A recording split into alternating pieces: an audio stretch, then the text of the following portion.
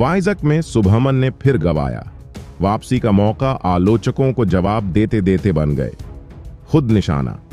जी हां, team India का England के खिलाफ टेस्ट में शुभमन गिल के लिए एक अहम मौका था अपने आलोचकों को जवाब देने का, क्योंकि शुभमन गिल की टीम इंडिया के टेस्ट स्क्वाड में नंबर 3 पोजीशन पर खेलने को लेकर लगातार सवाल उठ रहे थे।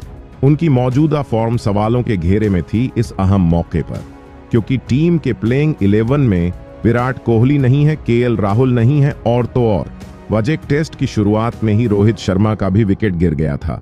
शुभमन के पास मौका था कि टीम इंडिया को इस मुश्किल घड़ी से उभारे। उन्होंने अपनी बल्लेबाजी से इस भरोसे को काफी हद तक जीता भी, क्योंकि उन्होंने यशस्वी के साथ 49 रनों की एक बेहतरीन पार्टनरशिप भी की। इन 49 रनों की पार्टनरशिप में अकेले शुभमन ने 34 रन बनाए, लेकिन फिर कुछ ऐसा हुआ कि अब एक बार फिर यशस्वी जायसवाल तो जहां पर टीम इंडिया के लिए पक्के होते दिख रहे हैं, तो वहीं शुभमन गिल अब सवालों के घेरे में आ गए। दरअसल हुआ कुछ ऐसा है कि अब शुभमन गिल की नंबर 3 की पोजीशन पर सवाल उठ खड़े हुए हैं, और यहां पर ऐसा कहा जा रहा है कि शायद शुभमन गिल टेस्ट क्रिकेट के लिए फिट नहीं है, क्योंकि वह शुभमन गिल ही थे जिन्होंने कहा था कि वह टेस्ट में ओपनिंग नहीं करना चाहते। आपको भी याद होगा कि वेस्ट इंडीज द्वारा, जो कि पिछले साल 2023 में हुआ था, तब शुभमन गिल खुद कप्तान के पास गए थे, रोहित शर्मा के पास गए थे और उन्होंने कहा था कि मैं ओपन नहीं करना चाहता, मुझे आप नंबर 3 पर खिलाए। चेतेश्वर पुजारा की जगह नंबर 3 जैसी अहम पोजीशन दी गई।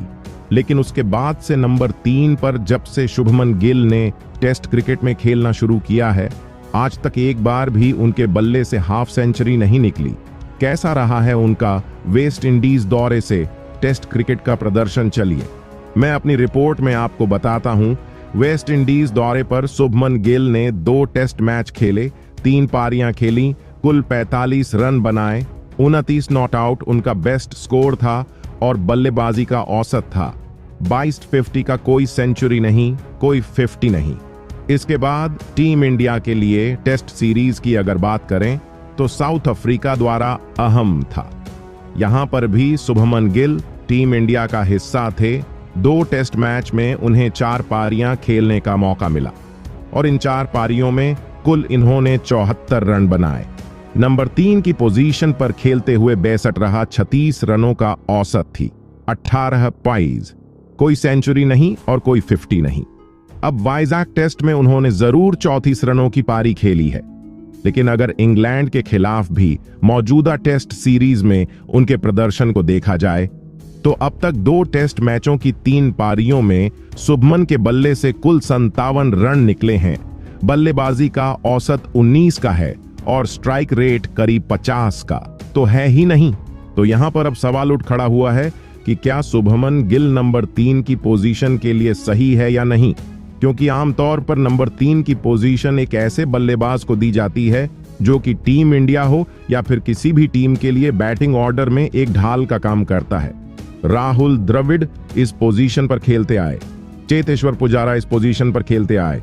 मुश्किल हालात हो या आसान हालात हो, अच्छी शुरुआत मिले तो नंबर 3 का बल्लेबाज उस शुरुआत को और आगे बढ़ाता है, और अगर खराब शुरुआत मिलती है तो नंबर 3 का बल्लेबाज उस खराब शुरुआत से उबारने में टीम को मदद करता है। विराट कोहली नहीं है, केएल राहुल नहीं है, प्लेइंग 11 में रविंद्र जडेजा नहीं है।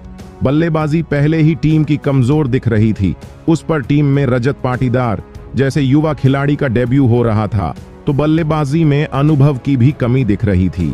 तो शुभमन गिल को कहीं ना कहीं वाइज में एक जिम्मेदारी का एहसास था और उन्होंने उस जिम्मेदारी पर बल्लेबाजी भी करनी शुरू की। लेकिन पहला सेशन खत्म होने से सिर्फ 3 ओवर पहले उन्होंने एक गलत शॉट खेला और जेम्स एंडरसन की विकेट बन गए, और नतीजा यह है कि अब शुभमन गिल खुद आलोचकों को जवाब देते देते आलोचनाओं का शिकार हो गए हैं। उनकी टीम इंडिया में नंबर 3 की पोजीशन पर खेलने पर अब फिर से सवाल उठ खड़े हुए हैं। देखना होगा कि इस मैच का नतीजा कहां जाता है। शुभमन गिल अपने आलोचकों को आगे कैसे जवाब देते हैं, लेकिन वक्त आ गया है कि भारतीय टीम मैनेजमेंट और खासकर कोच राहुल द्रविड़ अब शुभमन गिल से बात करें और उन्हें इस बुरे दौर से निकालने के लिए कुछ कोशिश करें। वीडियो देखने के लिए आपका बहुत बहुत शुक्रिया।